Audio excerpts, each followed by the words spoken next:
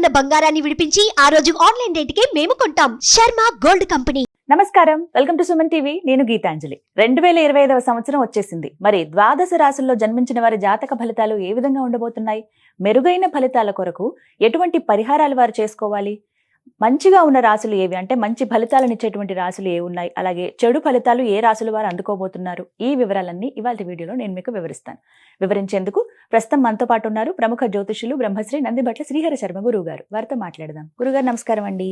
వాగర్థ వివ సంపృక్తౌ వాగర్థ ప్రతిపత్తయే జగతః పితరౌ వందే పార్వతీ పరమేశ్వరౌ. సదాశివ సమారంభాం శంకరాచార్య మధ్యమాం అస్మదాచార్య పర్యంతం వందే గురు పరంపరాం. ఆదిత్యాయ చ సోమాయ మంగళాయ బుధాయ చ గురు శుక్ర శనిభ్యశ్చ రాహవే కేతవే నమః. శృంగేరి జగద్గురు పీఠాధిపతులకి, కంచి పీఠాధిపతులకి నమస్కారములు తెలియజేసుకుంటూ కార్యక్రమాన్ని ప్రారంభిద్దాం.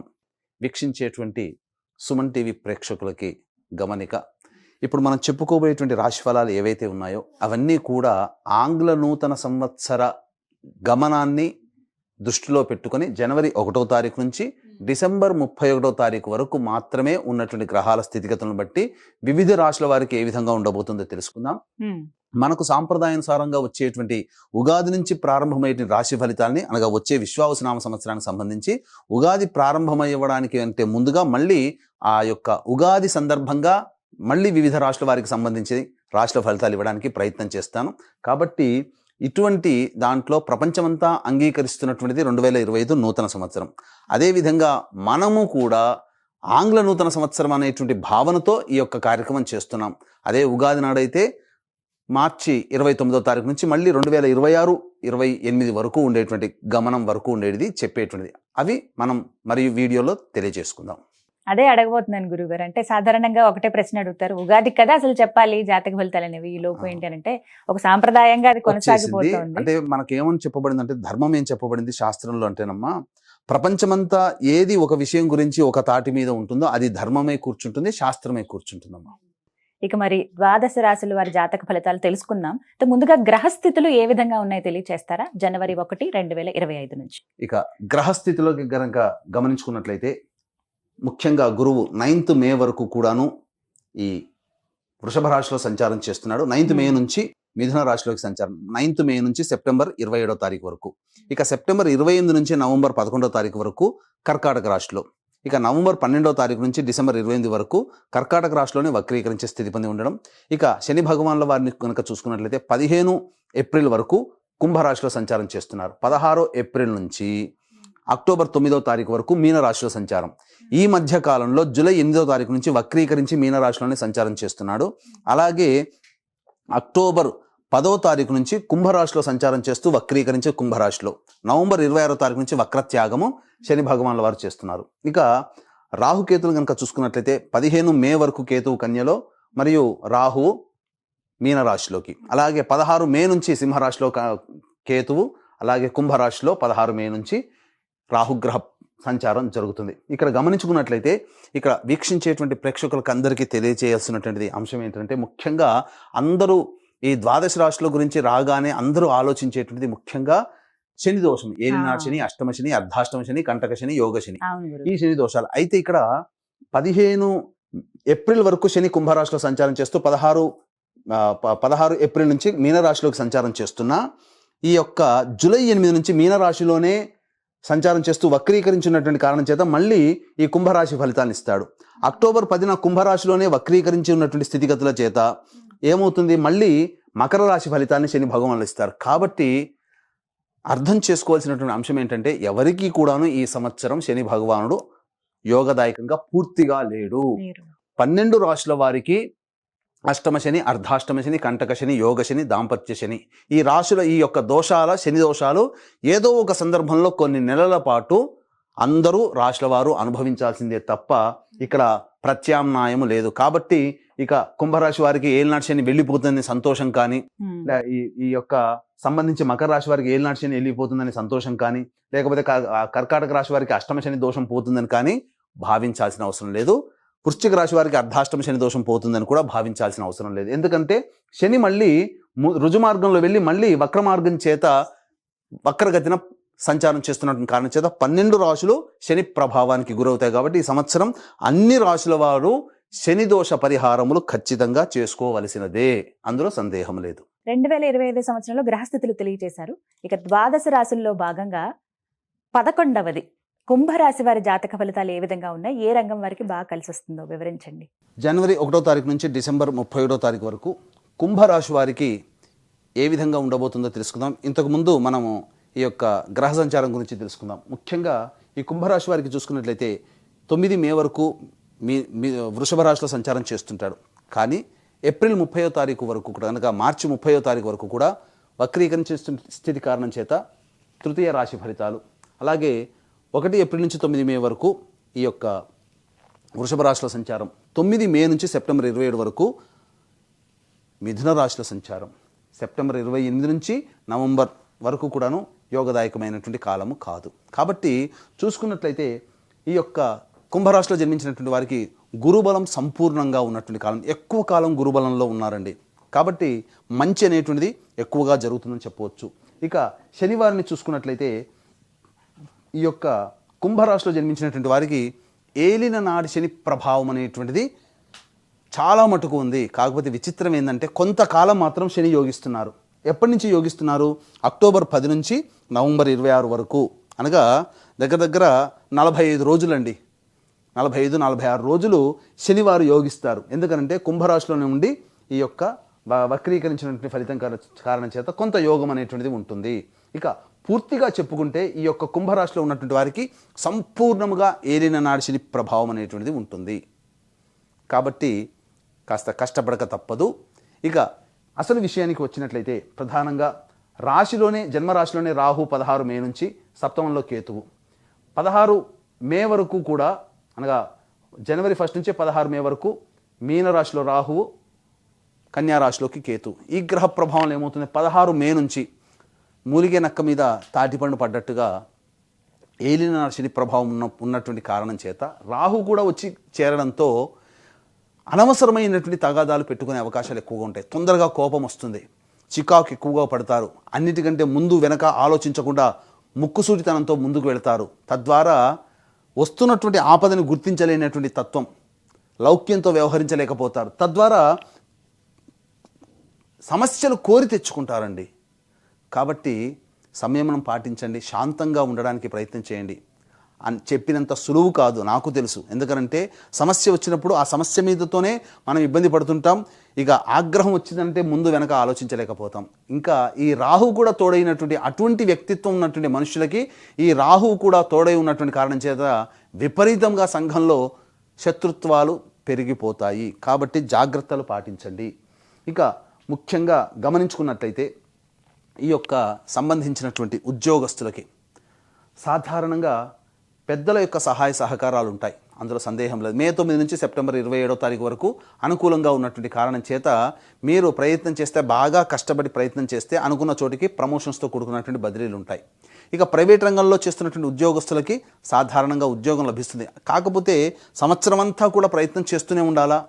ఆల్రెడీ ఉద్యోగం చేస్తూ ఉంటుంటారు, మరి జీవితంలో అభివృద్ధి కోరుకుంటారు కదా, వేరే సంస్థలో మంచి పోస్ట్ ఉన్నటువంటి అనగా ప్రమోషన్స్తో కూడుకున్నటువంటి ఉద్యోగం కోసం ఎప్పుడు ప్రయత్నం చేయాలి అనేటువంటిది. ప్రభుత్వ ఉద్యోగస్తులకైతే మనం ఏం ప్రయత్నం చేయాలి, సీనియారిటీని బట్టి వస్తుంది. కానీ ప్రైవేట్ రంగంలో ఉన్నటువంటి వారికే కదా ఈ యొక్క తిప్పలన్నీ. కాబట్టి మీకోసమై కొన్ని సమయాలు అనేటువంటివి మీకు తెలియజేస్తాను. ఆ సమయంలో కనుక మీరు ప్రయత్నం చేస్తే డ్యామ్ షూర్గా మీకు ఉద్యోగ బాధ్యతలో ఉంటారు, కొత్త ఉద్యోగం లభిస్తుంది. నిరుద్యోగస్తులకి ఉద్యోగం లభిస్తుంది. ఆల్రెడీ ఉద్యోగం చేస్తున్నటువంటి వాళ్ళకి వేరే సంస్థల్లో ప్రమోషన్స్తో కూడుకున్నటువంటి లేదా ఉన్న సంస్థల్లోనైనా కానీ ప్రమోషన్ పొందడం అనేటువంటిది జరుగుతుంది. ఏమా సమయం అని అనుకుంటే ఏప్రిల్ 12 నుంచి మే 13 తారీఖు ఉన్నటువంటి మధ్యకాలం సంపూర్ణంగా యోగిస్తుంది. ఇక జూలై 15 నుంచి ఆగస్టు 16వ తారీఖు మధ్య ఉన్నటువంటి కాలము.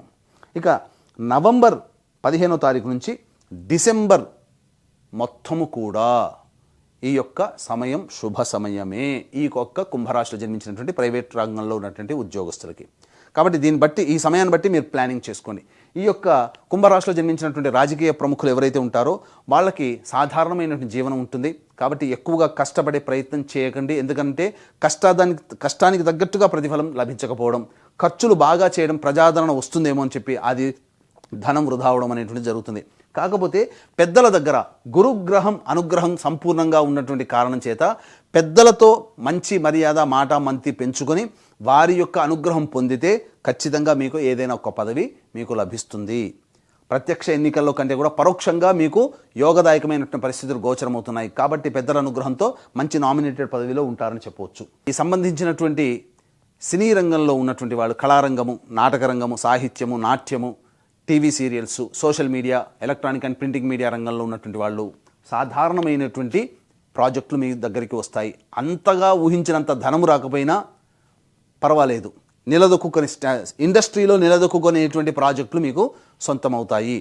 కాబట్టి ప్రజాదరణ కూడా బాగానే ఉంటుంది. అన్ని విధాలుగా సహాయ సహకారాలు మీరు పొందుతారు. ఇక ఈ రాశిలో జన్మించినటువంటి వారికి ప్రధానంగా ఎఫ్ఎంసీజీ రంగము, హోటల్ రంగము, general stores, boarding and lodging, restaurants, educational business, అలాగే జ్యువెలరీ బిజినెస్, ఎఫ్ఎంసీజీ రంగంలో ఉన్నటువంటి వాళ్ళు, సూపర్ మార్కెట్ నడిపేటువంటి వాళ్ళు, పండ్ల వ్యాపారస్తులు, కర్రీ పాయింట్ నడిపేటువంటి వాళ్ళు, ఈ సంబంధించినటువంటి తీర్థయాత్రలు చేసేవాళ్ళు, పూజా స్టోర్స్ నడిపేటువంటి వాళ్ళు, వీళ్ళకందరికీ కూడా అద్భుతంగా ఉంటుందండి. చక్కగా మే 9 నుంచి సెప్టెంబర్ 27 మధ్యకాలంలో వ్యాపార విస్తరణ చేస్తారు. ధనాదాయం చక్కగా ఉంటుంది. ఇతరుల సహాయ సహకారాలు మెండుగా ఉండడం వల్ల మంచి లాభాలు పొందుతారు. కాబట్టి మే 9 లోపల సాధారణమైనటువంటి జీవితం. కానీ సెప్టెంబర్ 28 నుంచి నవంబర్ 11వ తారీఖు మధ్యకాలం మాత్రం డబ్బులు, మీరు ఈ రాశిలో జన్మించిన ఏ రంగంలో వాళ్ళైనా కానీ డబ్బులు అప్పుగా ఇవ్వకండి. సెప్టెంబర్ 28 నుంచి నవంబర్ 11వ తారీఖు వరకు చికాకులు పెరుగుతాయి, సమస్యలు పెరుగుతాయి, పెద్దలతో విభేదాలు కలుగుతాయి, ఇంటి నుంచి బయటపడాల్సినటువంటి పరిస్థితులు వస్తాయి. కాబట్టి తల్లిదండ్రులతో, పెద్దవాళ్లతో సెప్టెంబర్ 28 నుంచి నవంబర్ 11 తారీఖు మాత్రం మీరు ఎక్కువగా మాట పెంచుకునే ప్రయత్నం చేయకండి. ఇది. ఇక ఈ రాశిలో జన్మించినటువంటి రియల్ ఎస్టేట్ రంగంలో ఉన్నటువంటి వారు సాధారణమైనటువంటి జీవనాన్ని పొందుతారు. ఉన్న ప్రాజెక్టులు నడుపుకోవడమే చాలా మంచిది. కొత్త ప్రాజెక్టుల కోసం ఆచితూచి స్పందించి ఎక్కువగా మీరు ఇన్వెస్ట్మెంట్ చేయకుండా ఇతరులను కలుపుకునే ప్రయత్నం చేయండి, చాలా మంచి జరుగుతుంది. అలాగే లాయర్ రంగంలో ఉన్నటువంటి వాళ్ళు, అలాగే ఈ సంబంధించినటువంటి ఎలక్ట్రికల్ అండ్ ఎలక్ట్రానిక్స్ రంగంలో ఉన్నటువంటి వాళ్ళు, వీళ్ళందరికీ కూడాను సాధారణమైనటువంటి జీవన విధానం అనేటువంటిది ఉంటుంది. ముఖ్యంగా ఈ కుంభరాశిలో జన్మించినటువంటి స్త్రీ పురుషులకి వివాహాది శుభకార్యాలు తలపెడితే మే 9 నుంచి సెప్టెంబర్ 27 మధ్యకాలంలో వివాహము జరిగి తీరుతుంది. అందులో ఏమాత్రము సందేహము లేదు. ఇక సంతానం కోసం ఎదురు చూసేటువంటి స్త్రీ పురుషులకి సంతాన భాగ్యత లభిస్తుంది, ఫ్రీ డెలివరీ అవుతుంది. అలాగే ఈ యొక్క సంబంధించినటువంటి దంపతులకి ప్రధానంగా కోరిక, గృహాన్ని నిర్మించుకోవాలనేటువంటి ఏదైతే కోరిక ఉంటుందో ఆ కోరిక సంపూర్ణంగా 9 మే లోపల మీరు తీర్చుకునే ప్రయత్నం చేస్తారు. లోన్లు శాంక్షన్ అవుతాయి, తద్వారా గృహ నిర్మాణం జరిగేటువంటి అవకాశాలు గోచరమవుతున్నాయి. ఈ యొక్క సంబంధించినటువంటి రాశిలో జన్మించినటువంటి విద్యార్థులు బాగా పోరాట పటిమని ప్రదర్శిస్తే తప్ప అనుకున్నటువంటి విద్యా సంస్థల్లో ప్రవేశం లభించదు. ఉత్తీర్ణత శాతం కోసం ఎక్కువగా కష్టపడాలి. గురుగ్రహం, శనిగ్రహం అనుగ్రహం లేకపోవడం వలన జ్ఞాపక శక్తి తక్కువగా ఉంటుంది. కాబట్టి ఎక్కువగా కష్టపడే ప్రయత్నం చేయండి. కాగల కార్యం గంధర్వులే తీర్చినట్టు మీ కష్టానికి తగ్గట్టుగా ప్రతిఫలం మే 9 నుంచి సెప్టెంబర్ 27 మధ్యకాలంలో ఖచ్చితంగా యోగాన్ని పొందబోతున్నారు. కాబట్టి ఈ యొక్క కష్టాన్ని నమ్ముకొని ప్రయత్నం చేయండి. అతి సులభంగా ఉన్నది కూడా మీకు కష్టతరంగా మారవచ్చు. కాబట్టి అలసత్వం విడనాడి, బద్ధకాన్ని విడనాడి ఖచ్చితంగా కష్టపడే తత్వాన్ని అలవర్చుకోండి. తద్వారా మీకు మంచి జరుగుతుందని చెప్పవచ్చు. ఈ యొక్క రాశిలో జన్మించినటువంటి ఎడిబుల్ ఆయిల్స్లో రంగంలో ఉన్న చర్మం తోలు పరిశ్రమ రంగంలో ఉన్నటువంటి వారు, ఐరన్ స్టీల్ వ్యాపారంలో ఉన్నటువంటి వాళ్ళు, కింది 4th క్యాడర్లో పనిచేసేటువంటి ఉద్యోగస్తులు ఎవరైతే ఉంటారో వాళ్ళకి ఆశించినటువంటి మేర సహాయ సహకారం ఉండవు.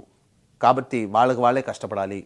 ఇక్కడ ఈ పెద్దల యొక్క సహాయ సహకారాలతో మే 9 నుంచి సెప్టెంబర్ 27 మధ్యకాలంలో కొన్ని కార్యక్రమాన్ని పూర్తి చేసుకుంటారు. అవసరాలు తీరుతాయి. అంతే తప్ప ఊహించినంత గొప్పగా ఈ యొక్క శని ప్రభావం వలన ఈ చెప్పినటువంటి వాళ్ళకి ఉండదని చెప్పవచ్చు.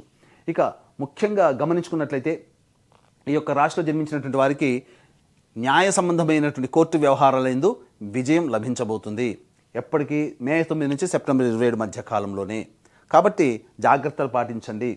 ఇక ఈ యొక్క రాశిలో జన్మించినటువంటి వారికి అన్ని విధాలుగా యోగదాయకం. కాబట్టి ముఖ్యంగా మీరు కోపము, ఉద్రేకము అనేటివి అణుచుకునే ప్రయత్నం చేయండి. చీటికి మాటికి ఎదుటి వాళ్ళ మీద కోపాడే ప్రయత్నం చేయకండి. ఇక ముఖ్యంగా దంపతుల మధ్య, భాగస్వాముల మధ్య విభేదాలు వచ్చే అవకాశాలు ఉంటాయి. కాబట్టి జాగ్రత్తలు పాటించండి. ఇక మే 15వ తారీఖు వరకు కూడా అనారోగ్య సూచనలు ఉన్నాయి. వాహనం నడిపేటప్పుడు జాగ్రత్తలు పాటించండి. అన్ని విధాలుగా ఓవరాల్గా చూసుకుంటే మిశ్రమమైనటువంటి ఫలితాలు ఈ యొక్క కుంభరాశిలో జన్మించినటువంటి వారు పొందుతారని చెప్పవచ్చు.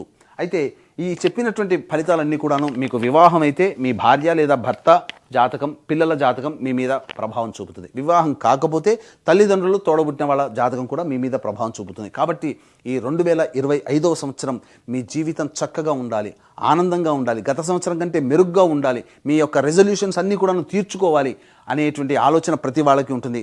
ఆ ఆలోచన దైవానుగ్రహం తోడైతే మిమ్మల్ని ఆపేది ఎవరూ లేరు. కాబట్టి దైవానుగ్రహం అందరికీ ఈ 2025 సంవత్సరం అందించాలనే సదుద్దేశంతో ప్రతి నెల ఒక్కొక్క పుణ్యక్షేత్రంలో మీ జాతకరీత్యా కలుగు విద్య, వివాహ, ఉద్యోగ, దాంపత్య, సంతాన, అనారోగ్య సమస్యల నివారణకి ఈ యొక్క శనివారం అన్ని రాశుల వారికి ప్రభావాన్ని చూపుతున్నారు. కాబట్టి శనిదోష నివారణలు, గత జన్మ కర్మదోషం వల్ల ఇబ్బందులు ఉంటాయి కాబట్టి గత జన్మ కర్మదోష నివారణ హోమాలు అనేటువంటివి ప్రతి నెల ఒక్కొక్క పుణ్యక్షేత్రంలో 12 నెలల పాటు మీ కుటుంబ సభ్యుల గోత్రనామాలతో చేయించడం జరుగుతుంది. దీనికి శ్రీకారం జనవరి 13వ తారీఖు రోజున చుట్టబోతున్నాము.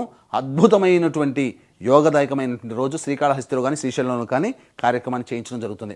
కాబట్టి అవకాశం ఉన్న వాళ్ళు ఈ యొక్క కార్యక్రమంలో మీ కుటుంబ సభ్యుల గోత్రనామాల నమోదు కోసం రిజిస్ట్రేషన్ వివరాలు తదనంతరం కాంటాక్ట్ చేసి తెలుసుకోవచ్చు. అలాగే తండ్రి వైపు, భర్త వైపు 6 తరాలు, తల్లి వైపు, భార్య వైపు 3 తరాల్లో కుటుంబంలో ఏవైనా దుర్మరణాలు ఉన్నా, అలాగే liver problem, kidney problem, cancer రోగులతో ఎవరైనా మరణించినా, 60 సంవత్సరాల లోపల మీ కుటుంబ సభ్యులు ఎవరైనా చనిపోయినా వాటిని పితృదోషములు అని అంటారు. కాబట్టి ఇట్టి పితృదోష పరిహారార్థమే ప్రతి నెల నిజాయితీగా ఒక్కొక్క పుణ్యతిథి రోజున పితృదోష నివారణ కార్యక్రమాలు చేయించడం జరుగుతుంది. వీటి వివరాలు కూడా కార్యక్రమం తదనంతరం కాంటాక్ట్ చేసి తెలుసుకోవచ్చు. ఏళ్ళనాటి శనిలో ఉన్నారు కుంభరాశి వారు ప్రత్యేకించి. అలాగే శని మళ్ళీ తిరోగమనం అని చెబుతూ ఉన్నారు. ఎటువంటి పరిహారాలు చేసుకోవాలండి? ఏదో ఒక బాధ ఉండనే ఉంటుంది సాధారణంగా, కానీ ఈ సంవత్సరం అంతా కూడా మెరుగ్గా ఉండాలి, మెరుగైన ఫలితాలు వాళ్ళు అందుకోవాలంటే గనక పరిహారాలు ఏవి చేసుకుంటే మంచిదంటారు? ఇక గమనించుకున్నట్లయితే ఈ యొక్క కుంభరాశి వారికి సాధారణమైనటువంటి ఫలితాలు కలుగుతున్నాయి. కాబట్టి ఈ యొక్క సంబంధించినటువంటి సమస్యలు అనేటువంటి ఎదురైనప్పుడు ఎటువంటిగా పరిష్కారం చేసుకోవాలి? వీలు కుదిరినప్పుడల్లా నవగ్రహ దేవాలయాల చుట్టూ శివాయ నమః అంటూ 27 ప్రదక్షిణలు చేయడం, ప్రతి శనివారం నాడు తైలాభిషేకం, ఈ విధంగా వీలు కుదిరినప్పుడల్లా చేసుకోవడం, వీలు కుదిరినప్పుడల్లా రుద్రాభిషేకం చేసుకోవడం, ఇవన్నీ చేసుకుంటే చాలా మటుకు సమస్యలు అనేటువంటి పరిష్కారం అవుతాయి.